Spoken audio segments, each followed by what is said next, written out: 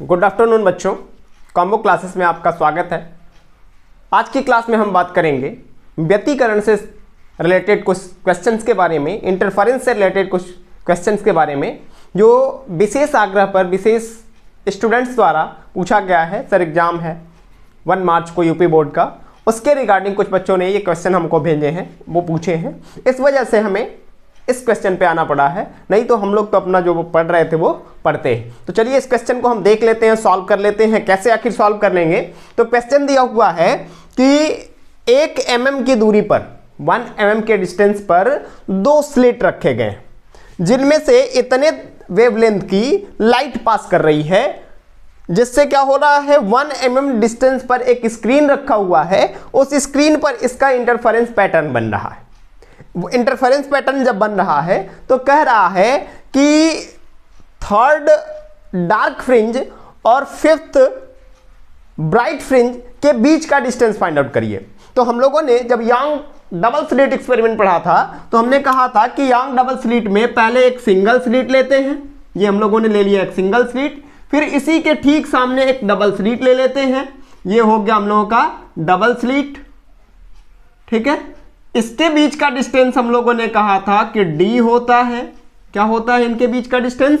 d होता है। जब लाइट यहां से चलती है, इस पर जाती है, तो क्या होता है, यहां पर जब हम स्क्रीन रखते हैं तो इसके बीच में एक सेंट्रल ब्राइट फ्रिंज बन जाती है और इस पर बहुत सारे डार्क और ब्राइट फ्रिंजेस बनते हैं। ये क्या होगा? ब्राइट होगा, ये डार्क होगा, ये फिर ब्राइट होगा, ये डार्क होगा, ये फिर ब्राइट होगा, ये फिर डार्क होगा। तो इसी कंडीशन में कह रहा है कि 1 mm के डिस्टेंस पर 2 स्लिट्स के बीच का जो डिस्टेंस है वो 1 mm है, और जो स्क्रीन और स्लिट के बीच का डिस्टेंस है वो बता रहा हम लोगों को कितना मीटर? 1 मीटर बताया गया है यहां से यहां तक के डिस्टेंस को। तो हम इसको d की वैल्यू कितना दिया हुआ हमारा? 1 mm दिया हुआ है, और कैपिटल D की वैल्यू हमारा दिया हुआ है 1 मीटर। और क्या कह रहा है कि यहां से जो लाइट चल रही है वो कितने वेवलेंथ की है? 6.5, यानी लेमडा की वैल्यू हमारा दे दिया। कैपिटल D की वैल्यू 1 मीटर, लेमडा की वैल्यू 6.5 इंटू 10⁻⁻7 मीटर, और स्मॉल d की वैल्यू दिया हुआ हम लोग से कितना दिया हुआ है? 1 इंटू 10⁻³ मीटर। 1 mm दिया हुआ था, मिलीमीटर में दिया हुआ था, हमने क्या कर लिया कि इसको मीटर में कन्वर्ट कर लिया, है ना। अब हम लोगों को करना है क्या कि कह रहा है कि 3rd डार्क फ्रिंज, क्या कह रहा है कि 3rd डार्क फ्रिंज और 5th ब्राइट फ्रिंज के बीच का डिस्टेंस फाइंड आउट करिए। तो हमें पता है कि जब डार्क फ्रिंज की बात करते हैं तो for dark fringe xm equal to m-1/2 d lambda by, formula क्या मिलता है हम लोगों को? d lambda by d। ये हमें मिलता है किसके लिए? डार्क फ्रिंजेस के लिए मिलता है। तो यहां पर क्या कह रहा है? फॉर 3rd फ्रिंज, तो क्या कह रहा है? m की वैल्यू 3rd डार्क फ्रिंज कह रहा है। क्या कह रहा है? 3rd डार्क फ्रिंज के लिए। तो m की वैल्यू क्या रखेंगे हम? तो x 3rd इक्वल टू कितना हो जाएगा? 3-1/2 d लेमडा बाई d। इसको जब सॉल्व करेंगे तो हमारा कितना हो गया? 2 d लेमडा बाई d। इसका मतलब हो गया 5/2 d लेमडा बाई d। ये हो गया हम लोगों का 3rd डार्क फ्रिंज की पोजीशन। 3rd डार्क फ्रिंज की पोजीशन हम लोगों ने फाइंड आउट कर लिया। सिमिलरली हम क्या करेंगे? For bright fringe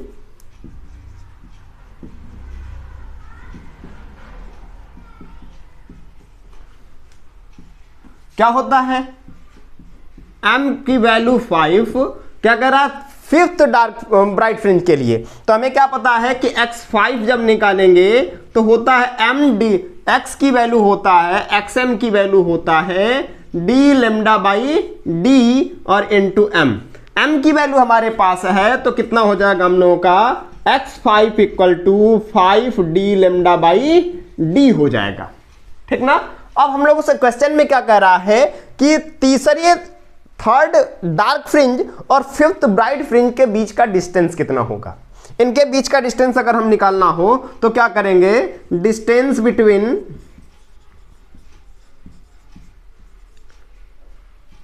fifth bright fringe and third dark fringe. कितना हो जाएगा हम लोगों का x इक्वल टू कितना हो जाएगा हम लोगों का x5 माइनस x3। अब हम लोगों को पता है कि x की वैल्यू x5 की वैल्यू हम लोगों ने निकाला है कितना बेटा 5d लैम्डा अपान d निकाला है। ठीक है, अब क्या करेंगे और माइनस x3 की वैल्यू हम लोगों ने निकाला कितना 5/2 और d लैम्डा बाई d निकाला है।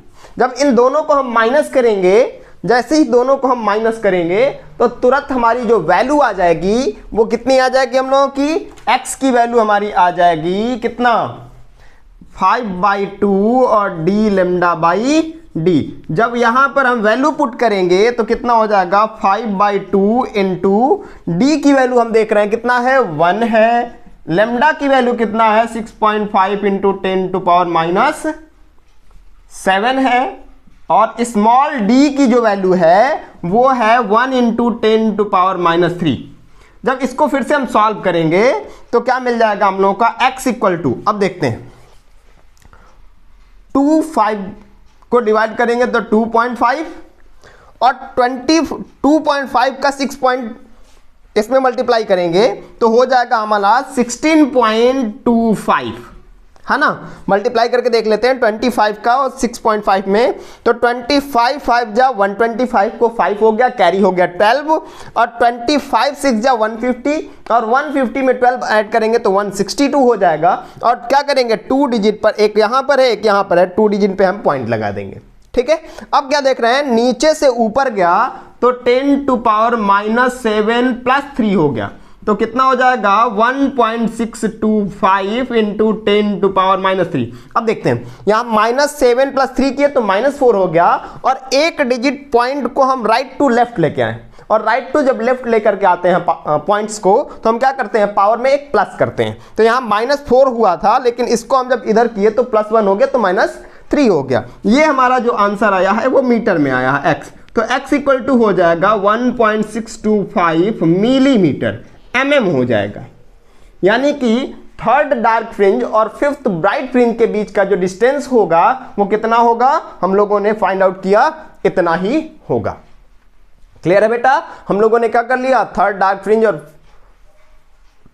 फ्रिंज और फिफ्थ ब्राइट फ्रिंज के बीच का पोजीशन, बीच का डिस्टेंस हम लोगों ने इस फार्मूले के हेल्प से हम लोगों ने आसानी से फाइंड आउट कर लिया। मिलते हैं नेक्स्ट क्वेश्चंस को लेकर के।